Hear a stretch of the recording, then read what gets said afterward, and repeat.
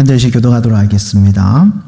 건너매 엘리야가 엘리사에게 이르되 나를 내게서 데려감을 당하기 전에 내가 내게 어떻게 할지 구하라. 엘리사가 이르되 당신의 성령이 하시는 역사가 갑절이나 내게 있게 하소서 하는지라.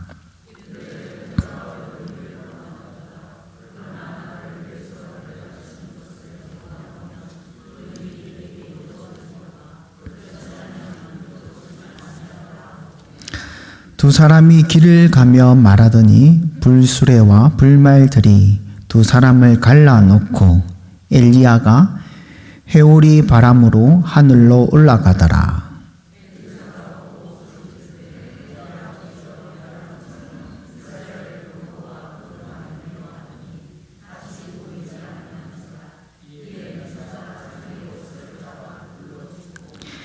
엘리야의 몸에서 떨어진 겉옷을 주워 가지고 돌아와 요단 언덕에 서서 엘리야의 몸에 떨어진 그의 겉옷을 가지고 물을 치매 이르되 엘리야의 하나님 여호와는 어디 계시니까 하고 그도 물로 치매 물이 이리저리 갈라지고 엘리사가 건너니라.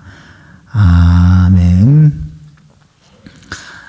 계속해서 수요일하는 그 킹덤 스토리를 살펴보고 있는데요. 지금 살펴보고 있는 큰 챕터가 제4단원 하나님 나라의 선지자들입니다.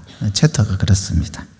그럼 뭐냐? 지금 선지자들을 살펴보고 있는 중이다 하는 것이죠.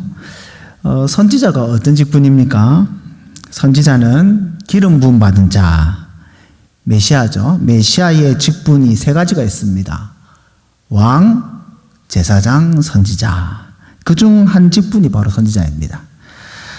즉 선지자는 예수 그리스도를 예표하는 직분으로서 언약의 중보자의 역할을 하고 있다라고 말할 수 있습니다. 그래서 선지자가 뭘 하냐? 선지자는 하나님 앞에서는 백성들을 대표합니다. 백성들을 대표하죠. 그래서 하나님 앞에서 백성들을 위해 뭘 합니까? 기도하죠. 기도. 때로는 백성들을 대신해서 뭘까지 합니까? 회개까지 합니다. 선지자가요. 또한 백성들 앞에서는 하나님을 대언하는, 하나님의 말씀을 대언하는 자입니다. 입으로 직접 해서 전달하기도 하고 행위 계시로 여러 가지 퍼포먼스를 통하여서 하나님 말씀을 전달하는 직분이 바로 선지자이다. 이제 백성들 앞에서는 하나님 같고 하나님 앞에서는 백성들 같은 역할을 하고 있는 겁니다. 그래서 그 선지자들 중에서 가장 잘 알려져 있는 선지자 중 한 명, 오늘 엘리야 선지자를 한번 살펴볼까 합니다. 오늘 엘리야 선지자에서 살펴볼 건데 특별히 엘리야 선지자가 승천하는 사건에 대해서 좀 집중해서 한번 살펴보고자 합니다. 엘리야 선지자는 자신의 마지막 때가 왔다라는 것을 알았습니다. 하나님께서 그를 부르시는 것, 정확하게 이야기하자면 하나님께서 엘리야를 불러 올리실 때를 엘리야가 알고 있었던 겁니다. 열왕기하 2장 1절에 보면 여호와께서 회오리 바람으로 엘리야를 하늘로 올리고자 하실 때에 하나님께서 이제 엘리야를 올리고자 하셨던 겁니다. 그래서 엘리야 선지자는 하나님의 때를 알고 이 승천하기 위한 여정을 떠납니다. 근데 이 여정이 굉장히 독특합니다. 사마리아로부터 시작해서 길갈로 그리고 베델로 나아갑니다. 여러분 2절에 보시면 여호와께서 나를 베델로 보내시니라. 이제 길갈로 갔다가 베델로 가는 거예요. 그리고 베델에서 어디로 가느냐? 여리고로 갑니다. 4절에 보면 여호와께서 나를 여리고로 보내시니라. 그리고 마지막으로 어디를 가느냐? 요단강으로 가죠. 요단강에 가서 거기서 이제 엘리야가 승천을 합니다. 이런 엘리야의 승천의 여정이 무엇을 보여주고 있느냐?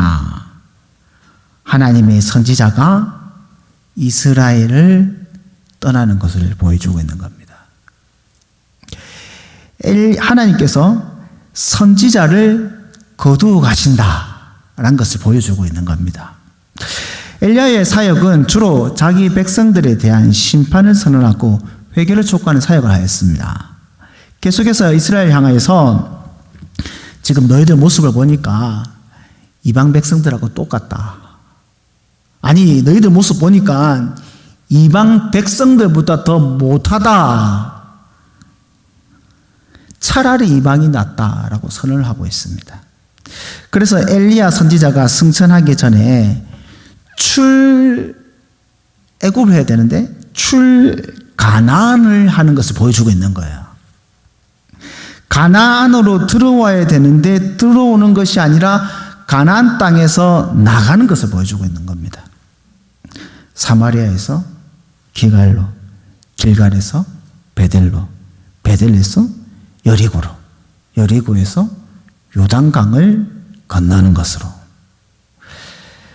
엘리야 선지자가 요단강을 건너가고서야 하나님의 부르심을 받고 바로 승천하죠. 또한 지금 북이스라엘 가운데 복음의 역전 현상이 일어나는 출애굽이다라고 볼 수 있습니다. 마치 모세가 자기 백성을 이끌고 출애굽을 하지 않습니까? 근데 이제 상황이 바뀌어가지고 이스라엘의 이 가나안 땅이 애국같이 되고 이스라엘이 가나안 백성, 이방 백성처럼 된 상태인 것입니다. 즉 이스라엘이 이방인과 다를 바 없게 되고 이방인보다 더 나았지 못한 더 나쁜 신앙생활을 그런 영적인 상태의 삶을 살고 있었던 겁니다.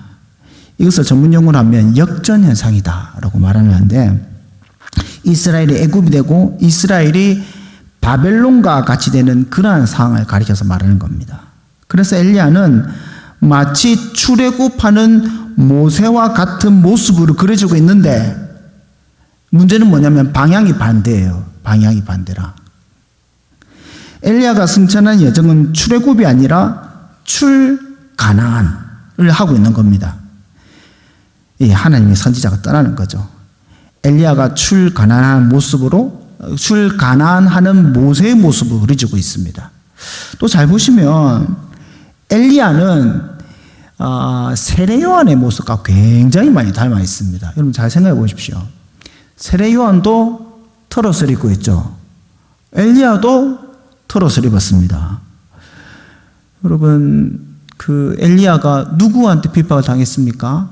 이세벨 여인에게 핍박을 당하죠. 여러분 세례 요한이 누구한테 핍박을 당했습니까? 헤로디아 여인에게 핍박을 당하지 않습니까? 실제로 그리고 엘리야가 엘리사를 세울 때 어디서 세우죠? 요단강에서. 세례 요한이 어디서 예수님한테 세례를 베풉니까? 요단강에서. 실제로 성경에 보면 그 세례 요한을 엘리야라고 이야기를 합니다. 마태복음 17장 12절 13절을 보면 제가 읽어드릴게요. 내가 너에게 말하노니 엘리야가 이미 왔으되 사람들이 알지 못하고 임의로 대우하였도다.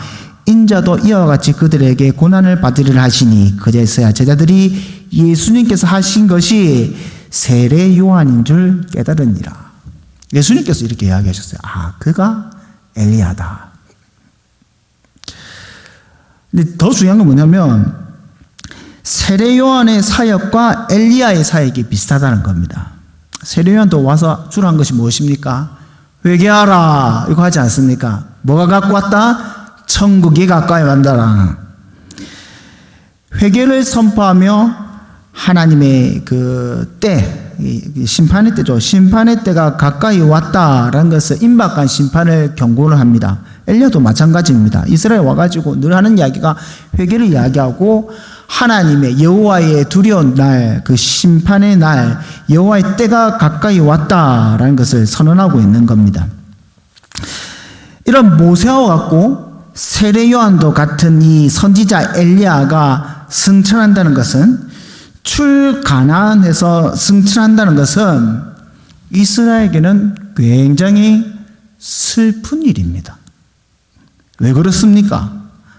하나님의 선지자가 이스라엘을 떠난다라는 것은 사실 언약의 저주입니다. 왜 그렇습니까? 하나님의 선지자가 이스라엘 떠난다는 것은 하나님의 계시가 떠난다. 하나님의 말씀이 떠난다. 하나님께서 침묵하심으로 심판을 보여주시는 겁니다. 엘리야는 하나님께서 거두시는 하나님의 말씀과도 같은 거죠. 하나님께서 하나님의 말씀을 싹 데리고 감으로 이 백성들에게 나의 진노함을 보여주시는 겁니다. 여러분, 근데 중요한 것은 뭐냐면 엘리야가 승천하는 모습을 보고 엘리사 선지자가 뭐라고 이야기를 합니까? 내 아버지여, 또 뭐라고 합니까? 이스라엘의 병거와 마병이여. 엘리야 선지자를 보고 병거와 마병이라고 합니다. 이 장면이 의미가 있습니다.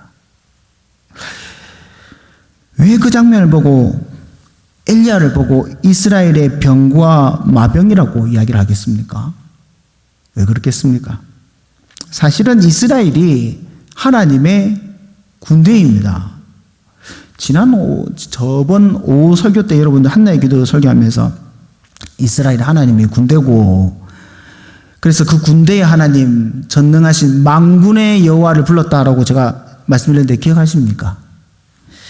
이스라엘이 출애굽할 때 하나님께서 내 군대를 애굽에서 끄집어낸다라고 말씀하셨습니다. 그러니까 사실은 이스라엘은 하나님의 군대입니다. 하나님 군대라. 근데 중요한 것은 무엇이냐면 지금 이 군대가, 하나님의 군대가 역할을 못하고 있는 겁니다. 제 역할을 못하고 있어요. 그래서 하나님의 그 군대의 역할을 누가 하고 있느냐? 선지자가 하고 있습니다. 엘리야 선지자가 사실은 하나님의 군대로서 병과 마병의 역할을 하고 있는 겁니다. 지금 누가 이스라엘 지키고 있습니까? 사실은 선지자가 하나님의 군사가 되어서 병거가 되어서 이스라엘을 지키고 있는 거예요. 선지자가. 다른 말로 해서 하나님이 자기 말씀으로 선지자에게 주심으로 자기 백성을 지금도 지키고 보호하고 계신다라고 말씀할 수 있는 겁니다. 왜 그렇습니까? 아까 처음 말씀드렸던 것 같이 선지자는 하나님의 말씀을 대언하는 자입니다. 자기 말한 자가 아니고. 엘리야가 또 세례 요한처럼 모세처럼 이스라엘 중에 하나님의 말씀을 선포함으로 이스라엘을 지키고 있는 겁니다. 실제로 여러분들 엘리야가 그 이방이 이스라엘을 괴롭히고 있을 때 얼마나 많이 도움을 주었습니까? 얼마나 많은 구원을 베풀었습니까? 하나님의 구원을 베풀었습니까? 그런데 지금 이 시대가 어떤 시대냐? 엘리야 선지자 떠난 이 시대가 어떤 시대냐? 하나님의 말씀이 전달이 안 돼요.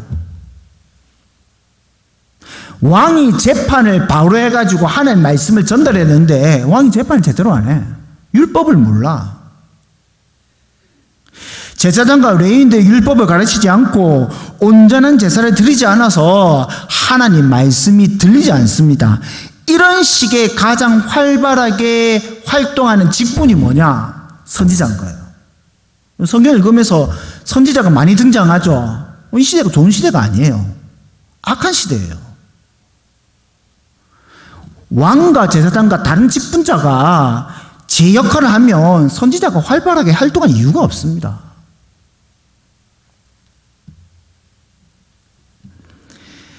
이 기름 부음 받은 자 메시아죠. 이 직분 가운데 온전히 지금 기능하고 있는 직분이 선지자밖에 없는데, 엘리야밖에 없는데, 말씀을 전달하고 있는 것이 엘리야밖에 없는데 하나님께서 이를 데리고 가는 거예요. 엘리야가 이스라엘의 병과 마병으로 사역하고 있는데 하나님께서 데려가 보시는 거예요. 엘리야가 떠난다는 것은 이스라엘 가운데 너무나 슬픈 일입니다. 너무나 슬픈 일입니다. 특별히 어리석은 하나님의 백성이 죄에 빠져있는 이 시국에 말씀인 엘리야가, 병과 마병의 엘리야가 이스라엘 떠난다는 것은 진짜 참혹한 일이에요.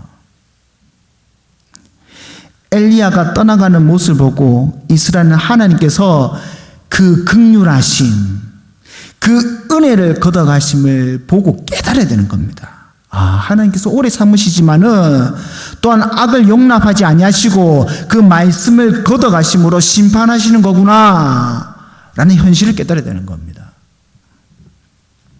엘리야가 떠남을 보고 자신의 영적인 상태가 어떤 상태인가를 파악해야 되는 거예요. 선지자들이 외치는 회개의 말씀에 응답하지 않는 자신들이 진짜 하나님의 심판을 받아서 진멸될 수도 있겠구나. 정말 하나님의 진노가 이만큼 차서 하나님께서 너무나 지금 우리를 진노하고 있구나. 우리가 정말로 하나님 앞에 큰 죄인이구나 라는 사실을 깨달아야 되는 겁니다. 사랑하는 성도 여러분, 어떤 분이 그런 말을 하시더라고요. 참 하나님의 온전한 말씀이 듣기 힘든 시대다. 설교는 넘쳐나는데, 사실 그렇죠. TV만 틀어도, 라디오만 틀어도 설교는 많이 들리죠. 근데 정말 온전한 하나님의 말씀이 듣기 힘든 시대다라는 말씀을 들은 적이 있습니다. 혹시 그런 생각 드신 적이 있으십니까? 사랑하는 성도 여러분, 만일 이 시대가 정말 그렇게 하나님의 말씀이 듣기 힘든 시대라면 그건 단순하게 말씀의 사역자들이 온전하지 못하다, 게으르다라고 비난하고 끝날 문제가 아닙니다.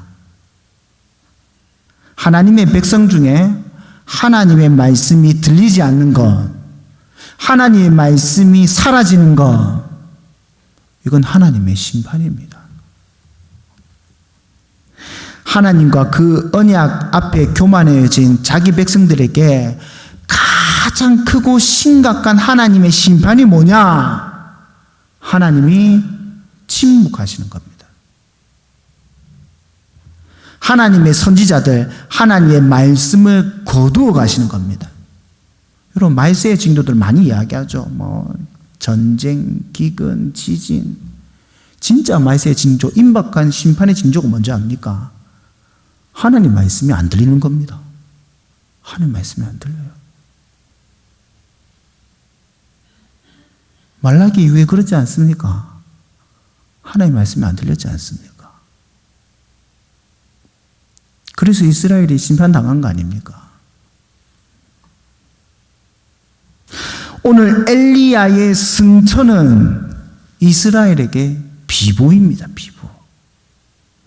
회개해야 할 이스라엘에게 참으로 안타까운 일입니다. 이 안타까움을 누구보다도 잘 파악하고 알고 있는 사람이 있습니다. 그가 누구냐? 엘리사죠. 엘리사. 그렇기에 엘리사는 엘리야 곁을 안 떠나요. 엘리야가 여기 머물러 있으라.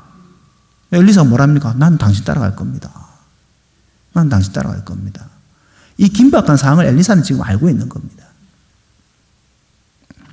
떠나지 않는 엘리사가 엘리야에게 요구한 게 뭡니까? 승천하는 엘리야에게 엘리사가 뭘 요구했습니까?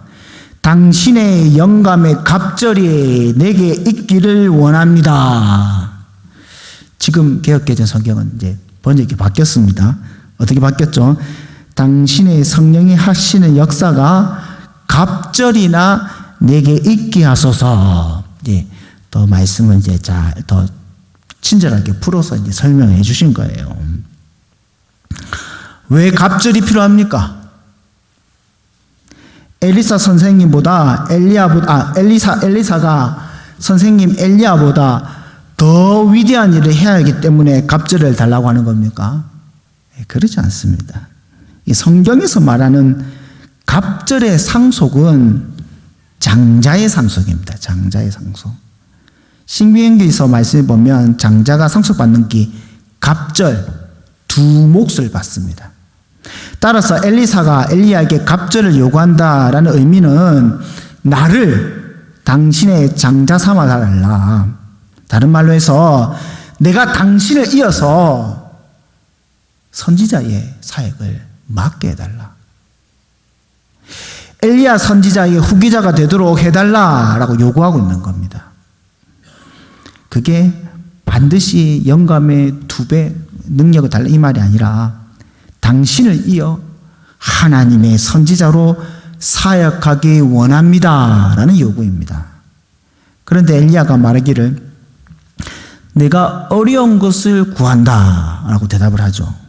엘리야가 왜 이런 일을 하냐면 엘리사가 엘리야 뒤를 잇게 하는 것이 엘리야 선지자가 그래? 그럼 내가 그렇게 해줄게 라고 해줄 문제가 아닙니다.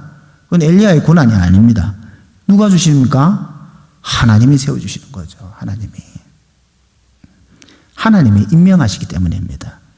그렇지만 나를 하늘로 올라가는 것을 내가 보면 이루어지리라. 하나님께서 엘리야의 승천을 엘리사에게 보이시면 하나님께서 후계자로 사용해 주실 것이다 라고 말씀해 주시는 겁니다.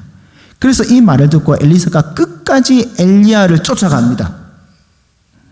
그래서 승천한 후 엘리야의 사역을 누가 이어가느냐?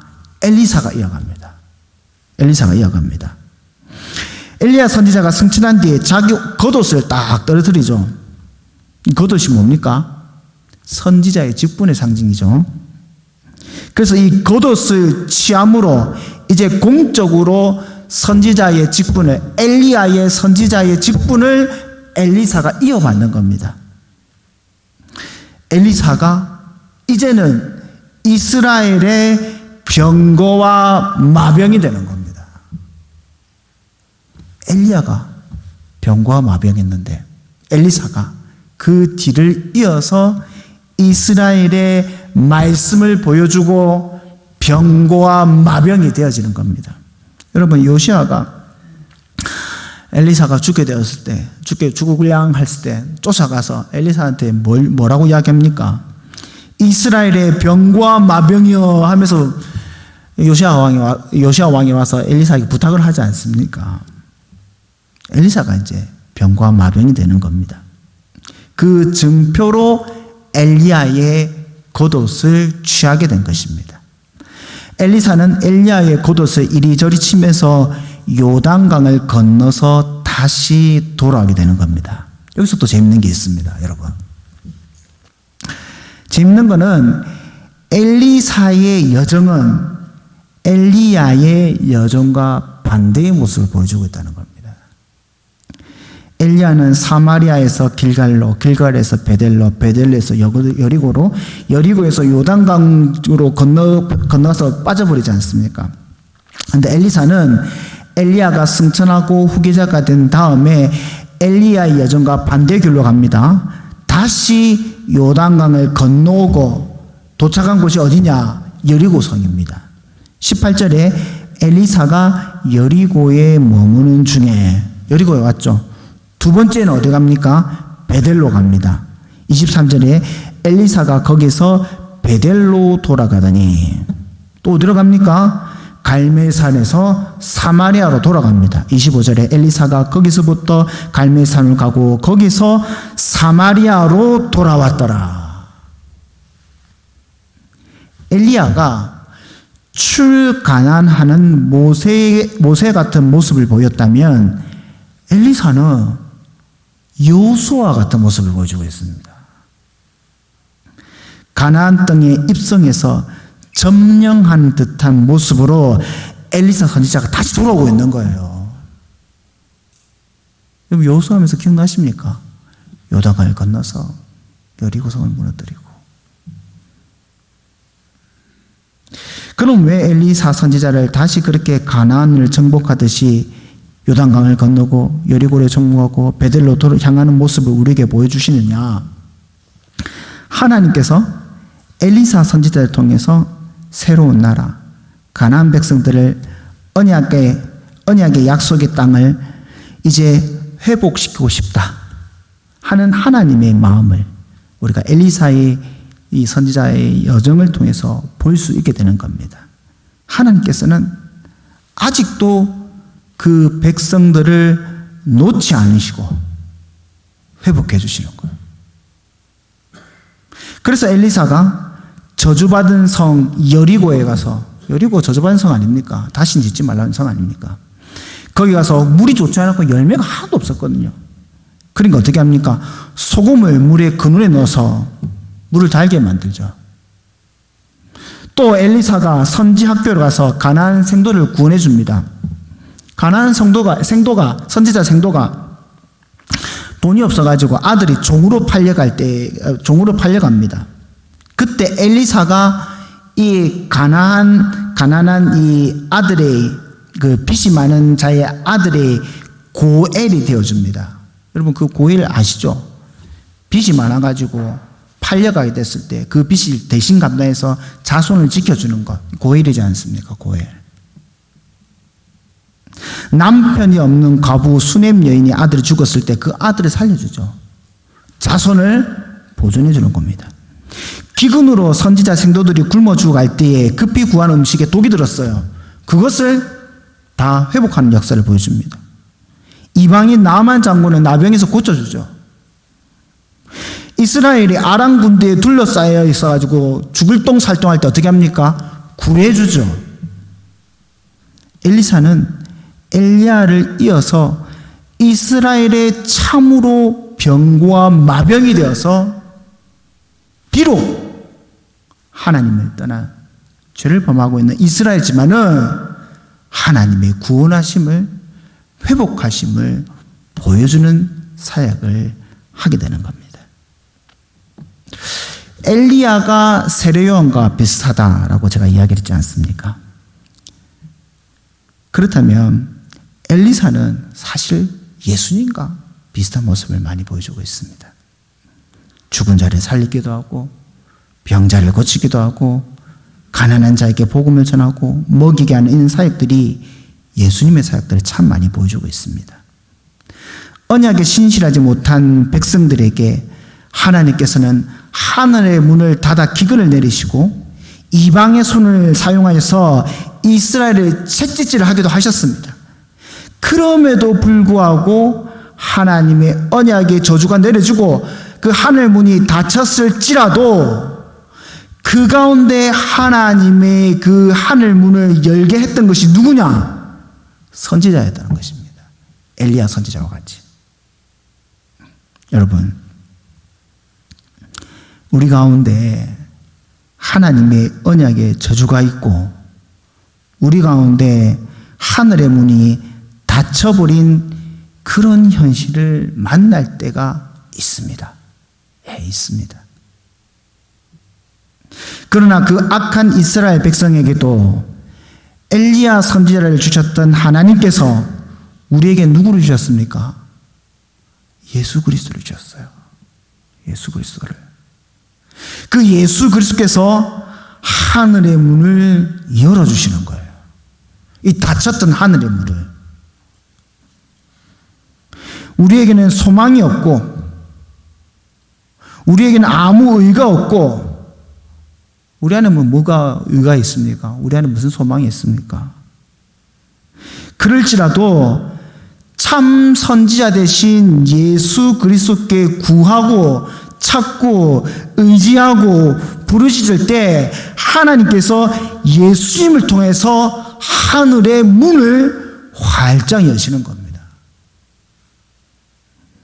우리 인생에, 우리 가정 가운데, 또 우리 교회 가운데, 또 이 나라 이 민족 가운데 이렇게 하늘의 문이 닫혀 있는 것 같아도 답답하고 기갈할 때에도 예수 그리스도로 말미암아 하나님께서 오늘 우리에게도 하늘의 문을 열어주시는 겁니다. 바라기는 이 믿음을 가지고 기도함으로 그리스도를 바라봄으로 하늘에 닫힌 이 시대, 하늘문이 닫힌 이 시대에 하늘문을 활짝 열어서 정말로 하늘로부터 오는 복으로 말미암아 살아가시는 귀한 성도님 되시기를 주님의 이름으로 축복합니다. 우리 다 함께 기도하시겠습니다. 주여,